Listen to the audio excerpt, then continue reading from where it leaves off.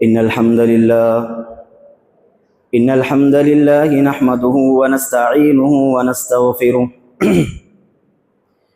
ونعوذ بالله من شرور أنفسنا ومن سيئات أعمالنا من يهده الله فلا مضل له ومن يضلله فلا هادي له وأشهد أن لا إله إلا الله وحده لا شريك له وأشهد أن محمدًا عبده ورسوله أرسله بالحق بشيرا ونذيرا أما بعد فإن خير الحديث كتاب الله وخير الهدي هدي محمد صلى الله عليه وسلم وشر الأمور محدثاتها وكل محدثة بدعة وكل بدعة ضلالة وكل ضلالة في النار فأعوذ بالله السميع العليم من الشيطان الرجيم بسم الله الرحمن الرحيم يا أيها الذين آمنوا اتقوا الله حق تقاته ولا تموتن إلا وأنتم مسلمون يا أيها الناس اتقوا ربكم الذي خلقكم من نفس واحدة وخلق منها زوجها وبث منهما رجالا كثيرا ونساء واتقوا الله الذي تساءلون به والأرحام إن الله كان عليكم رقيبا يا أيها الذين آمنوا اتقوا الله وقولوا قولا سديدا يصلح لكم أعمالكم ويغفر لكم ذنوبكم ومن يطع الله ورسوله فقد فاز فوزا عظيما وقال الله تبارك وتعالى قل إنما يأمر مساجد الله من آمن بالله واليوم الآخر وأقام الصلاة وآتى الزكاة ولم يخش إلا الله فعسى أولئك أن يكونوا من المهتدين. حاضرین جمعہ، پردہ نشین ماؤں اور بہنوں، خطبہ مسنونہ کے بعد میں نے آپ لوگوں کے سامنے سورہ توبہ کی ایک آیت تلاوت فرمائی. ہر قسم کی تعریف، بڑائی، بزرگی اس اللہ رب العالمین کے لیے ہے جو اللہ رب العالمین اکیلا، تنہا، اپنی ذات میں واحد، پوری دنیا کی نظام کو چلانے والا ہے. وہی اللہ رب العالمین جس نے ہمیں مذہب اسلام جیسی دولت سے نوازا، اور اللہ تعالیٰ نے ہماری ہدایت کے لیے انبیاء اور رسولوں کو وقتاً فوقتاً بھیجتا رہا. سبحان اللہ و بحمدہ سبحان اللہ العظیم. اللہ کے ان تمام نیک بندوں پر درود و سلام ہوں جنہوں نے اللہ تعالیٰ کی امانت کو اللہ کے بندوں تک بڑی امانت داری کے ساتھ پہنچایا. خصوصاً میرے اور آپ کے جناب محمد رسول اللہ صلی اللہ علیہ وسلم پر. اللہم صلی علی محمد وعلی آل محمد کما صلیت علی ابراہیم وعلی آل ابراہیم انک حمید مجید. اللہم بارک علی محمد وعلی آل محمد کما بارکت علی ابراہیم وعلی آل ابراہیم انک حمید مجید. حضرات، میں نے آپ لوگوں کے سامنے جس آیت کی تلاوت فرمائی اس میں اللہ تعالیٰ یہ فرماتے ہیں قل انما یأمر مساجد اللہ من آمن باللہ والیوم الآخر واقام الصلاة وآتى الزکاة ولم یخش الا اللہ فعسى اولئک ان یکونوا من المہتدین. اے اللہ کے نبی صلی اللہ علیہ وسلم، آپ کہہ دیجئے ان قریب وہ لوگ جو اللہ کی مسجدوں کو آباد کرتے ہیں، جو اللہ کی مسجدوں کو روشن کرتے ہیں، جو اللہ کی مسجدوں کو آنا جانا کرتے ہیں، یا ایک عام معنی جو اللہ کی مسجدوں کو تعمیر کرتے ہیں، وہ کون ہیں؟ وہ اقام الصلاۃ، وہ نماز قائم کرنے والے ہوتے ہیں. وہ آت الزکاۃ، اور اللہ نے جو کچھ انہیں مال دے رکھا ہے اس میں سے وقتاً فوقتاً وہ اللہ کی راہ میں خرچ کرتے ہیں. وَلَمْ يَخْشَ إِلَّا اللَّهُ، اور سب سے بڑی علامت اور سب سے بڑی خوبی ان کی یہ بتائی گئی کہ جو لوگ مسجدوں کو تعمیر کرتے ہیں، جو لوگ مسجدوں کو آباد کرتے ہیں، ان کی سب سے بڑی خوبی، ان کی سب سے بڑی نشانی یہ ہے کہ وہ ان کے دلوں میں اللہ کی ذات کے علاوہ کسی اور سے نہیں ڈرتے، وہ اللہ کی ذات کے علاوہ کسی سے اور سے نہیں ڈرتے۔ وَلَمْ يَخْشَ إِلَّا اللَّهُ، وہ صرف اور صرف اللہ کی ذات سے ڈرنے والے ہوتے ہیں۔ فَعَسَىٰ أُولَٰئِكَ أَن يَكُونُوا مِنَ الْمُهْتَدِينَ، اور قریب ہے کہ یہی لوگ اللہ تعالیٰ کے یہاں کامیاب ہوں گے۔ یہاں جو میں بات بتانے جا رہا ہوں، یہ مسجدوں کی عظمت، مسجدوں کو جو لوگ تعمیر کرتے ہیں، مسجدوں میں اپنا وقت لگاتے ہیں، مسجدوں میں اپنی دن رات گنواتے ہیں، مسجدوں میں آنا جانا کرتے ہیں، یہ وہ لوگ ہیں۔ اللہ کے نبی صلی اللہ علیہ وسلم نے فرمایا اذا رأيتم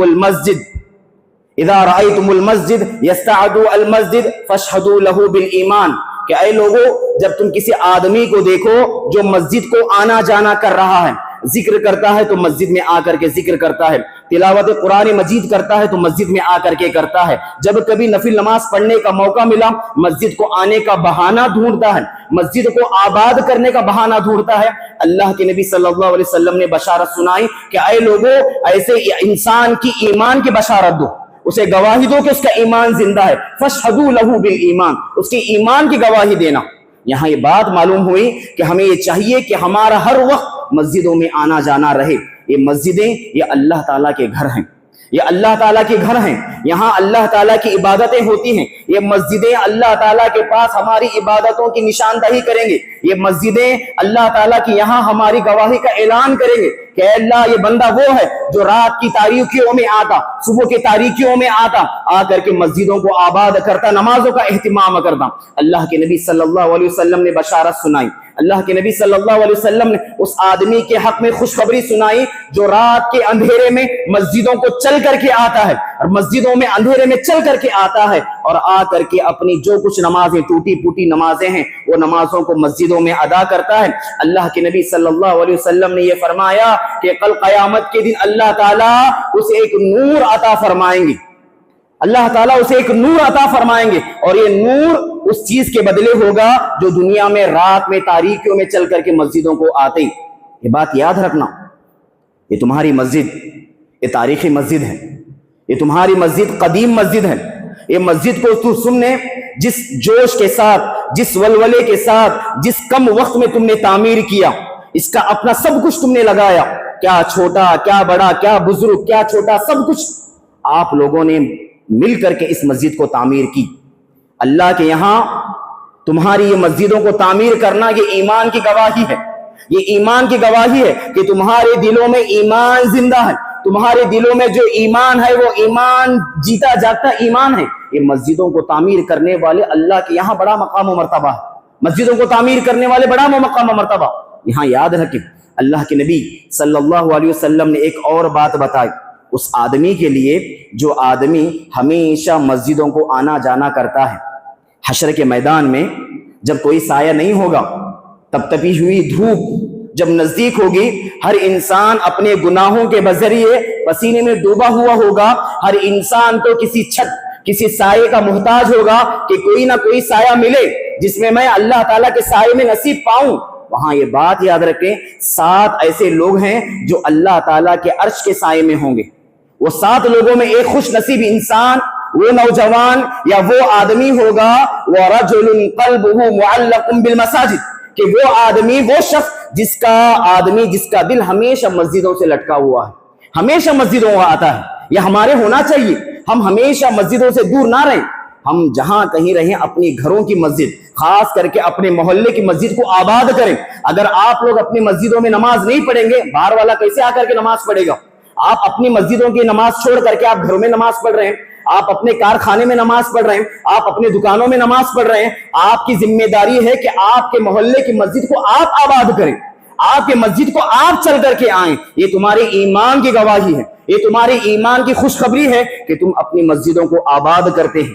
مسجدوں کو تعمیر کرنا یہ صرف ان لوگوں کے لیے نہیں ہے۔ آیت میں اللہ تعالیٰ نے جن باتوں کو بتایا کہ مسجدوں کو تعمیر کرنے والے نہیں بلکہ مسجدوں کو آباد کرتے ہیں، یعنی ان کو مسجدوں کو آتے جاتے ہیں، ہر 5 وقت کی نماز وہ مسجد میں ادا کرتے ہیں۔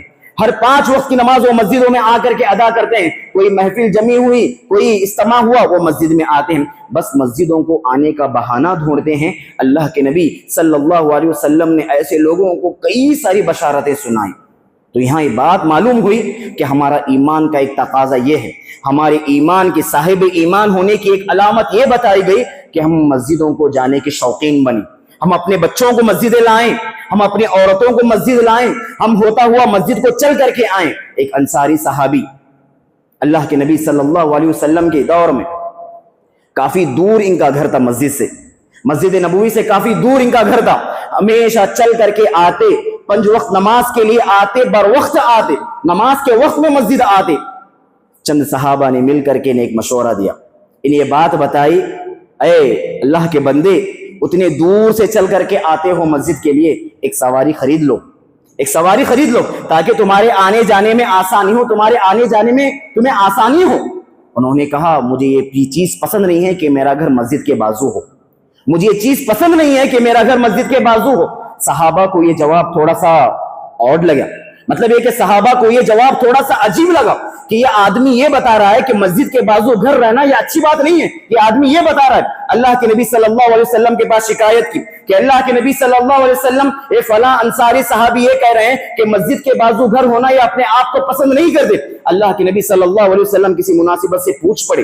اللہ کے نبی صلی اللہ علیہ وسلم نے انہیں پوچھا, کیا بات ہے بھائی کہ تم نے ایک مرتبہ یہ بات بتائی کہ مسجد کے بازو گھر ہونا ہے, تم اس چیز کو پسند نہیں کرتے ہو؟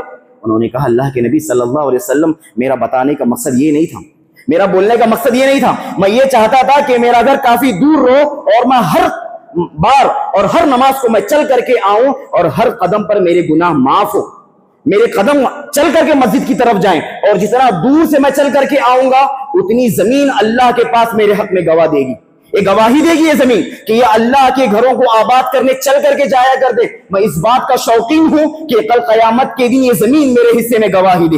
یہ قدم کے ذریعے میرے جو قدموں کی آہٹ ہے, یہ قدموں سے چل کر کے جانا ہے, یہ میرے گناہوں کا کفارہ بنے. میرا مقصد یہ تھا. اللہ کے نبی صلی اللہ علیہ وسلم نے فرمایا, آتاک اللہ ذالک کلہ, جس چیز کی تم نے اللہ سے امید رکھی ہے اللہ تعالیٰ تمہیں سب کچھ نوازے. جس چیز کی تم نے اللہ سے امید رکھی ہے, جس چیز کا تم نے اجر عظیم یا ثواب تم نے اللہ تعالیٰ سے جو حاصل کرنا, جو نیت چاہ کر کے تم آئے ہو, آتاک اللہ ذالک کلہ, کہ اللہ تعالیٰ سب کچھ تمہیں عطا کرے جس چیز کو تم نے اپنے دل میں چاہ کر کے رکھا ہے. جس چیز کو تم نے چاہا ہے نا کہ یہ مسجد گواہی دے, اللہ اس کا بھی اجر و ثواب دے. جو چل کر کے آنے کا جو گناہوں کا کفارہ ہے, اللہ تعالیٰ اس کا بھی بدلہ تمہیں عطا کرے. آپ صلی اللہ علیہ وسلم نے اس کی ہمت افزائی کی, آپ صلی اللہ علیہ وسلم نے اسے بڑا بتایا. تو ہمیں معلوم ہوا کہ مسجدوں کو آباد کرنے والے, مسجدوں کو اپنا وقت دینے والے, مسجدوں کو چل کر کے آنے والے, ان کا بڑا مقام مرتبہ ہے. حشر کے میدان میں بھی اللہ کے نبی صلی اللہ علیہ وسلم کے سنت سے, نبی صلی اللہ علیہ وسلم کے احادیث سے جو خوشخبریاں انہیں ملی ہیں, یہ میں اور آپ آسانی کما سکتے ہیں. آگے چلتے ہیں میرے بھائیوں. جب مسجدوں کی بات آئی ہے, میں نے چند دنوں سے یا تقریباً سمجھ لے 10-12 دن سے آپ لوگوں کے درمیان ہوں, کچھ ایسے میں نے بے ادبی دیکھی ہے جو مسجدوں کے حوالے سے آج کہنا مناسب سمجھوں گا.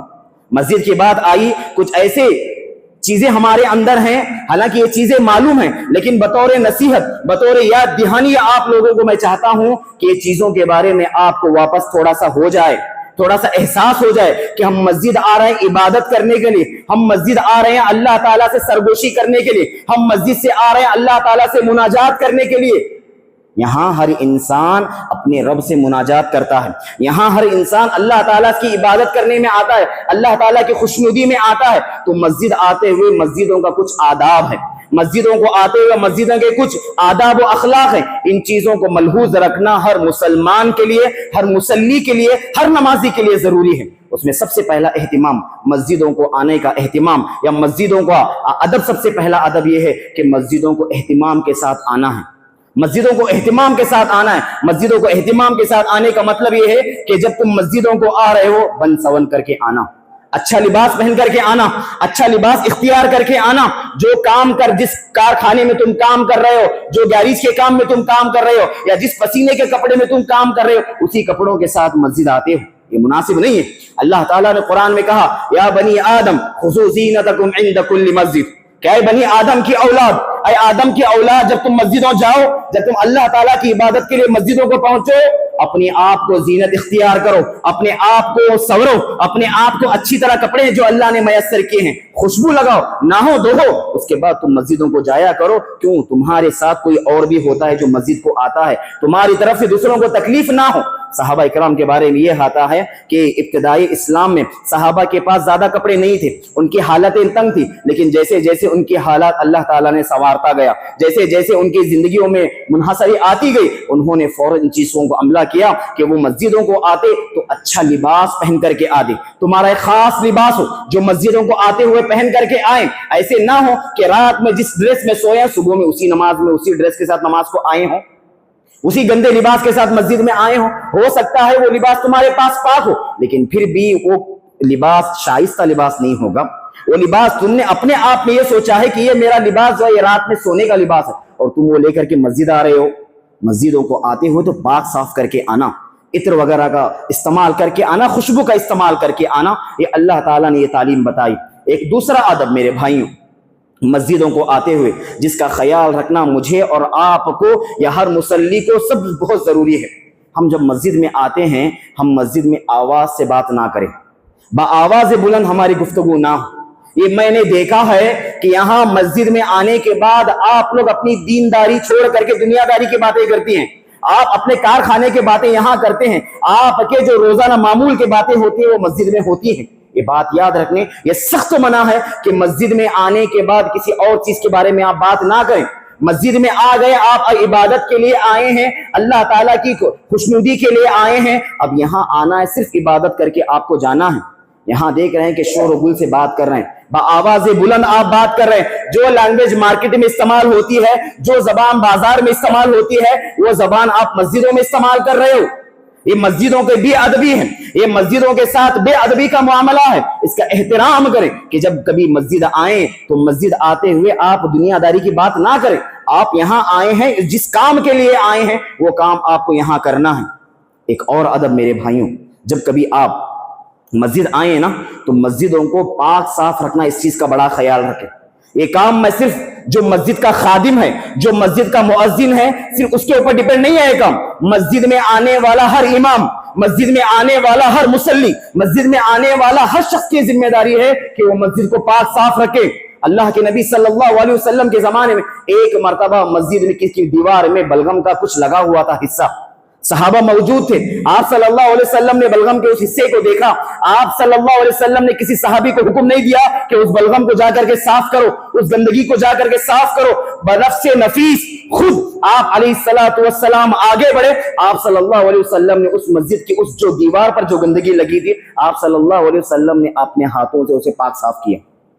یہ پیغام ہے، یہ ہمارے لیے ہدایت ہے کہ مسجد کو جو کبھی آ رہے ہیں یہ دیکھیں کہ کہیں کچھ چھوٹا موٹا پڑا ہے، آپ اسے نکال کر کے باہر پھینک دیں، کہیں کچھ گندگی لگی ہے آپ اس گندگی کو دور کریں، یہ آپ کی ذمہ داری ہے۔ آپ نماز پڑھنے آ رہے ہیں، آپ عبادت کرنے کے لیے آ رہے ہیں، سب سے پہلے یہ احساس کریں کہ آپ اللہ کے خادم ہیں، آپ اللہ کے خادم ہیں، آپ خدمت گزار ہیں، آپ اس مسجد کے خادم ہیں۔ اب جب یہاں آئیں اس احساس کو لائیں۔ کبھی کبھی انسان کو یہ احساس لانا چاہیے کہ میں اللہ کا خادم ہوں۔ تمہارے نیچے جو کام کرنے والے ہوتے ہیں، تم ان کے مالک ہیں، وہ تمہارے خادم ہیں، تمہیں کبھی اس چیز کا احساس نہیں ہوتا، لیکن مسجد جب آ رہے ہوں، کبھی مسجد میں کچھ چھوٹی موٹی کام میں حصہ لو، مسجد کے کسی پاکی صفائی میں حصہ لو کہ جمعہ کے دن انشاءاللہ 4-5 لوگ مل کر کے انشاءاللہ اس جمعہ ہم مسجد صاف کرتے ہیں، اس جمعہ انشاءاللہ ہم مسجد کے ٹوائلٹ صاف کریں گے، اس جمعہ انشاءاللہ ہم 5-6 لوگ مل کر کے وضو خانہ پاک صاف کریں گے۔ یہ مسجدوں کو پاک صاف کرنے کا احترام ہے۔ تم مسجد کے خادم بنو گے، تم اللہ تعالیٰ کے خادم بنو گے، تم دین کے خادم بنو گے۔ یہ اللہ کے نبی صلی اللہ علیہ وسلم نے احساس بتایا کہ مسجد آؤ تو مسجد کو پاک صاف رکھنے کا اہتمام کرو۔ ایک اور چیز، مسجدوں میں آتے ہوئے خاص خیال رکھیں، مسجد میں جب کبھی آئیں آپ تحیۃ المسجد کا اہتمام کریں۔ 2 رکعت نماز پڑھنی ہے آپ کو۔ اللہ کے نبی صلی اللہ علیہ وسلم نے یہاں تک فرمایا اذا دخل احدكم المسجد فلا يجلس حتى يدع ركعتين، کہ آپ صلی اللہ علیہ وسلم نے فرمایا کہ تم میں سے کوئی آدمی مسجد میں داخل ہو وہ یہاں تک کہ جب تک وہ 2 رکعت نماز نہ پڑھ لے اسے بیٹھنے کی اجازت نہیں، وہ نہ بیٹھے۔ ایک مرتبہ سلیح بن غطفان رضی اللہ عنہ فرماتی ہیں کہ آپ علیہ الصلوۃ والسلام جمعہ کا خطبہ دے رہے ہیں، ممبر پر آپ صلی اللہ علیہ وسلم ٹھہر کر کے جمعہ کا بیان کر رہے تھے، ایک شخص آیا مسجد میں داخل ہوا اور بیٹھ گیا۔ آپ صلی اللہ علیہ وسلم نے دوران آپ صلی اللہ علیہ وسلم خطبہ اس آدمی کو اس بات کا حکم دیا کہ 2 رکعت نماز پڑھ پھر بیٹھ۔ یہ معلوم ہوا کہ مسجد کا حق ہے 2 رکعت نماز پڑھنا۔ جب کبھی آئیں کہ آپ مسجد کو آئیں، 2 رکعت نماز آپ کو پڑھنی ہے پھر آپ بیٹھیں گے۔ بعض لوگوں کو ہم نے دیکھا ہے بڑی چالاکی کرتے ہیں، کیا کرتے ہیں؟ پہلے آتے ہیں مسجد میں، پہلے بیٹھتے ہیں، پھر اٹھ کر کے 2 رکعت نماز پڑھتے ہیں۔ یہ بھی ہمارے یہاں دیکھا گیا کہ آتے ہیں، پہلے بیٹھتے ہیں، پھر 1-2 سیکنڈ کے بعد اٹھ ٹھہر کر کے کیا کرتے ہیں؟ نماز پڑھتے ہیں۔ یہ ادب نہیں ہے۔ اس کی ایک مثال میں آپ کو بتاتا ہوں۔ مثال کے طور پر آپ نے کسی مجلس میں آئے ہیں، 4-5 لوگ بیٹھے ہیں، مجلس کی دین کی باتیں کر رہے ہیں۔ آپ آئے، آ کر کے پہلے بیٹھے، پھر 2 منٹ اٹھ کے بعد آپ السلام علیکم کر رہے ہیں۔ مجلس والے آپ پر ہنسیں گے، سلام کا حق ہے کہ آنے سے پہلے آپ سلام کریں۔ آپ آ رہے ہیں، پہلے بیٹھ رہے ہیں، پھر اٹھ کر کے سلام کر رہے ہیں۔ یہ مسجد کا ادب نہیں ہے، یہ مجلس کا ادب نہیں ہے۔ تو اسی طرح مسجد کا آداب یہ ہے، مسجد کا حق یہ ہے کہ آپ آنے کے ساتھ اسے ادا کریں۔ آپ پہلے بیٹھ رہے ہیں، پھر اٹھ کر کے 2 رکعت نماز پڑھ رہے ہیں، اس کی کوئی گنجائش نہیں ہے۔ یہ مسجد کے بے ادبی کے خلاف ہے۔ آپ آئے تو سب سے پہلے آپ 2 رکعت نماز پڑھیں۔ یہاں تک کہ محدثین نے یہ بات بتائی ہے کہ اگر کوئی آدمی ممنوع اوقات میں مسجد میں داخل ہوتا ہے، ایسے وقت میں مسجد میں آتا ہے جس میں نماز پڑھنا منع ہے، اگر ممنوع اوقات میں بھی مسجد میں آتا ہے، جب بھی اسے اجازت ہے کہ وہ 2 رکعت نماز پڑھے، جب بھی اسے تحیۃ المسجد پڑھنا ہے۔ یہ اللہ کے نبی صلی اللہ علیہ وسلم نے اتنی اس کی ترغیب دلائی۔ تو ہمارے یہاں دیکھیں کہ جب کبھی آ رہے ہیں، یہ نہ دیکھیں کہ امام صاحب ممبر پر ٹھہرے ہیں، کیا سمجھیں آپ کو 2 رکعت نماز پڑھنا ہے پھر بیٹھنا ہے۔ آپ صلی اللہ علیہ وسلم کی اس سنت پر بڑی تاکید کے ساتھ آپ صلی اللہ علیہ وسلم نے ترغیب دلائی۔ ایک اور عمل ہمارے یہاں دیکھا گیا کہ مسجدوں کو آتے ہوئے دوسروں کو تکلیف دینے کا ذریعہ بنتے ہیں کچھ لوگ۔ مطلب یہ ہے کہ مسجدوں میں جب ہم لوگ آتے ہیں تو یا کچی پیاز یا کچا لہسن ہم لوگ کھا کر کے آتے ہیں، جس سے دوسرے نمازیوں کو تکلیف ہوتی ہے۔ اب دیکھیں، حالانکہ دیکھا گیا تو پیاز اور لہسن میں اتنی باس نہیں آتی، لیکن اللہ کے نبی صلی اللہ علیہ وسلم نے اس سے بھی ڈرایا ہے کہ کچی پیاز اور کچا لہسن آپ کھا کر کے مسجد نہ آئیں۔ لیکن ہمارے یہاں کچھ لوگوں کو دیکھا ہے بیڑی، سگریٹ، گٹکا، تمباکو کچھ کھا کر کے آتے ہیں۔ تم کیسی عبادت کر رہے ہو؟ تم اللہ کے سامنے کس حال میں اپنا یہ بتا رہے ہو کہ اللہ میں تیرے سامنے ٹھہرا ہوں؟ تمہاری زبان سے، تمہارے منہ سے بدبو آ رہی ہے، سگریٹ کی بات آ رہی ہے، تمباکو کی بات آ رہی ہے، بیڑی کی بات آ رہی ہے۔ تم اللہ سے مناجا کر رہے ہو، تم اللہ سے گفتگو کر رہے ہو، تم اللہ تعالیٰ سے ہم کلام کر رہے ہو۔ تمہارے فرشتوں کو تکلیف ہوتی ہے، اللہ کے نبی صلی اللہ علیہ وسلم نے فرمایا ملائکہ کو، فرشتوں کو ان چیزوں سے تکلیف ہوتی ہے جن چیزوں سے انسانوں کو تکلیف ہوتی ہے۔ یہ بات یاد رکھیں، جس ان چیزوں سے انسانوں کو تکلیف ہوتی ہے انہی چیزوں سے فرشتوں کو بھی تکلیف ہوتی ہے۔ تو ہمیں اس چیز کا خیال رکھنا ہے کہ مسجد کو آتے ہوئے ویسے تو نہیں کرنا ہے، خباثت چیزیں ہیں، لیکن پھر بھی اگر کوئی انسان کی فطرت میں وہ پڑ گئی ہے، گندی چیزوں کی عادت ہو گئی ہے، وہ مسجدوں کو آتے ہوئے کم سے کم آدھا 1 گھنٹہ پہلے اپنا منہ صاف کر لیں، کیونکہ تمہاری نماز خطرے میں ہے۔ تم اللہ تعالیٰ سے جو گفتگو کر رہے ہو وہ پہنچتی نہیں پہنچتی وہ تمہیں ڈاؤٹ ہے۔ تم دعا بھی کر رہے ہو، تمہاری دعا قبول نہیں ہوگی۔ تم اللہ کو پکار رہے ہو، اللہ تعالیٰ تمہاری پکار کو نہیں سنے گا۔ تو اسی لیے مسجدوں کو آتے ہوئے ان چیزوں کا خیال کریں کہ ہم دوسروں کو کیا کریں، تکلیف کا ذریعہ نہ بنیں۔ اور ایک اہم بات جس چیز کی طرف خاص کر کے اللہ کے نبی صلی اللہ علیہ وسلم کے زمانے میں نہیں، حضرت ابو ہریرہ رضی اللہ عنہ فرماتے ہیں کہ ایک مرتبہ ہم لوگ مسجد میں بیٹھے ہوئے تھے، ایک آدمی آیا، بیٹھا ہوا تھا، جیسے ہی مسجد میں اذان ہوئی اس نے مسجد سے باہر چلا گیا۔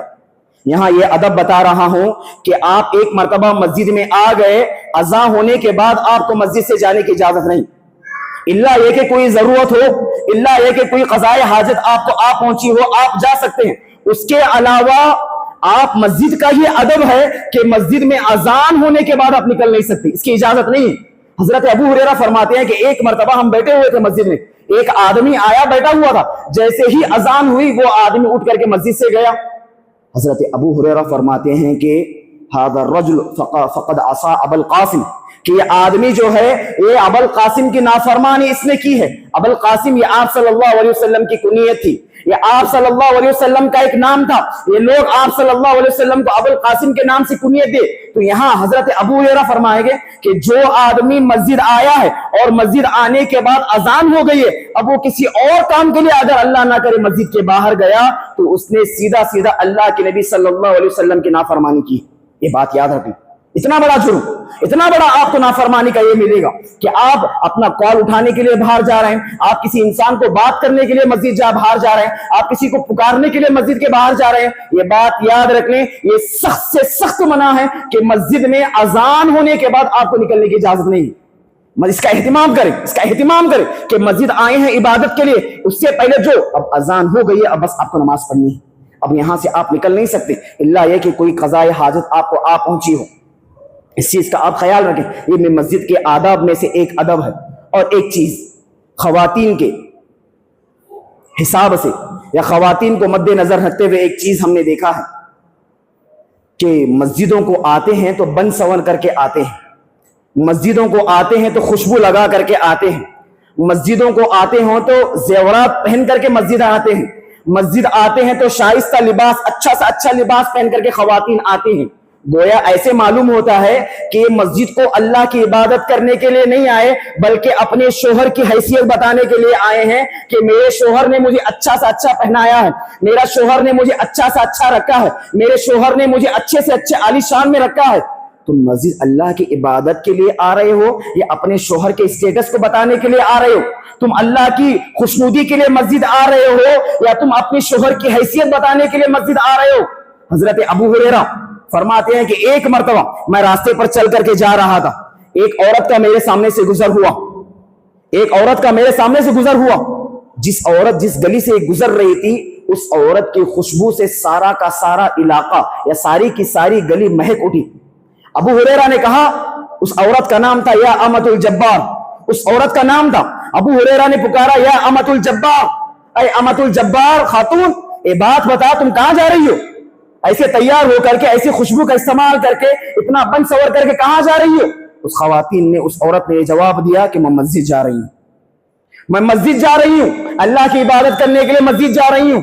حضرت ابو ہریرہ نے کہا میں نے اللہ کے نبی صلی اللہ علیہ وسلم کو یہ بات فرماتے ہوئے سنا ہے, میں نے اللہ کے نبی صلی اللہ علیہ وسلم کو یہ بات فرماتے ہوئے سنا ہے کہ جو عورت خوشبو لگا کر کے, خوشبو کا استعمال کر کے مسجد جاتی ہے اللہ تعالیٰ اس کی عبادت اس وقت تک قبول نہیں کرتا جب تک کہ وہ عورت جا کر کے غسل نہ کر کے آئے.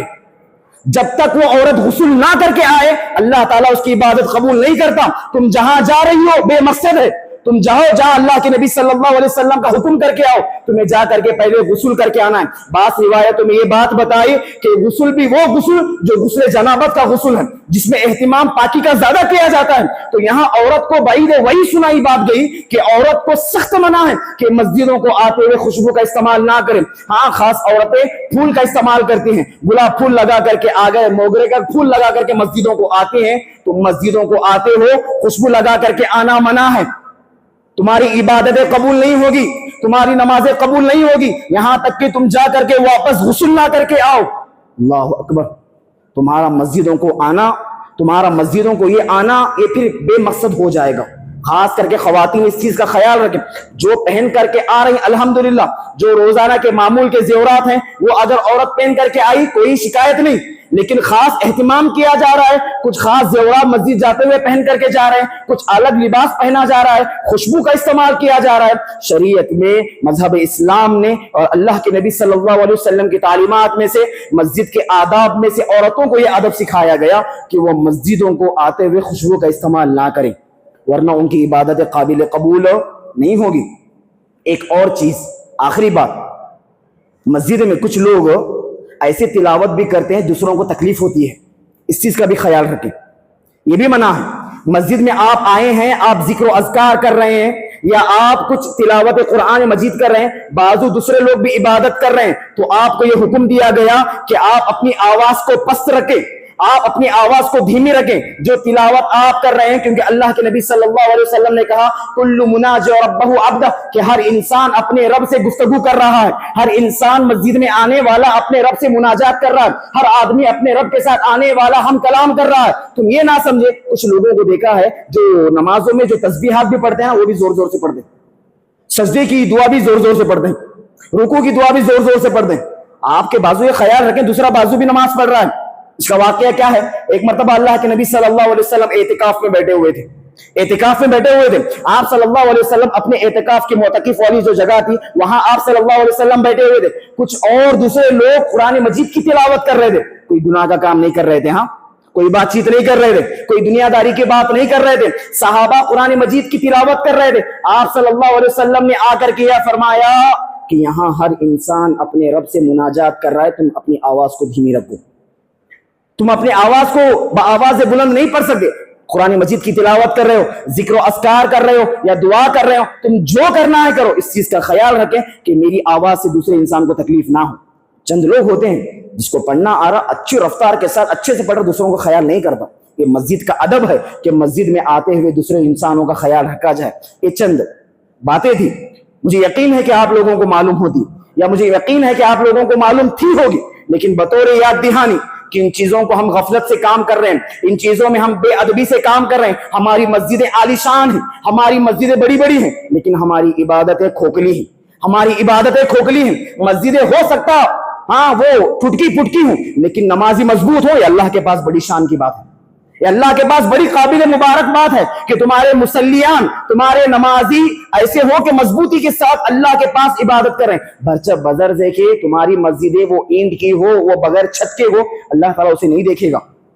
یہاں بڑی بڑی مسجدیں ہیں، عالیشان مسجد ہیں، لیکن ہماری عبادتیں، ہماری نمازیں، ہمارے نمازوں کا طریقہ اللہ بہتر جانے، وہ نماز قبول ہوگی نہیں ہوگی ہمیں نہیں معلوم۔ تو ان چیزوں کا آپ لوگوں کو یاد دہانی دلانا، ان چیزوں کی طرف آپ لوگوں کی نصیحت کرنا، یہ میں نے ایک مختصر سا ایک مناسب سمجھا۔ اللہ تعالیٰ سے دعا کرتے ہیں کہ اللہ تعالیٰ ہمیں مسجدوں کا احترام کرنے کی توفیق عطا فرما، اے اللہ تعالیٰ ہمیں مسجدوں کا احترام کرنے کی توفیق عطا فرما، اے اللہ تعالیٰ ہمیں مسجدوں کو تعمیر کرنے والوں میں بنا، اے اللہ تعالیٰ ہمیں مسجدوں کو آباد کرنے والوں میں بنا، اے اللہ تعالیٰ ہمارا دل ہمیشہ مسجد سے لگا رہے، اے اللہ تعالیٰ ہمیں اس بات کی توفیق دے کہ اے اللہ تعالیٰ ہم 5 وقتہ نماز اے اللہ ہمیں اپنے محلے کی مسجد میں ادا کرنے کی توفیق عطا فرما، اے اللہ تعالیٰ ہمیں ہماری محلے کی مسجدوں کو آباد کرنے کی توفیق عطا فرما، اے اللہ تعالیٰ ماہ رمضان میں خوب سے خوب عبادتیں کرنے کی توفیق عطا فرما، اے اللہ تعالیٰ جو بچا کچا رمضان ہے، اے اللہ تعالیٰ جو رمضان بیت گیا، اے اللہ جن لوگوں کو ابھی توفیق نہیں ہوئے توبہ کی، اے اللہ جن لوگوں کو ابھی توفیق نہیں ہوئے روزے رکھنے کی، اے اللہ تو ان لوگوں کو توفیق دے روزہ رکھنے کی،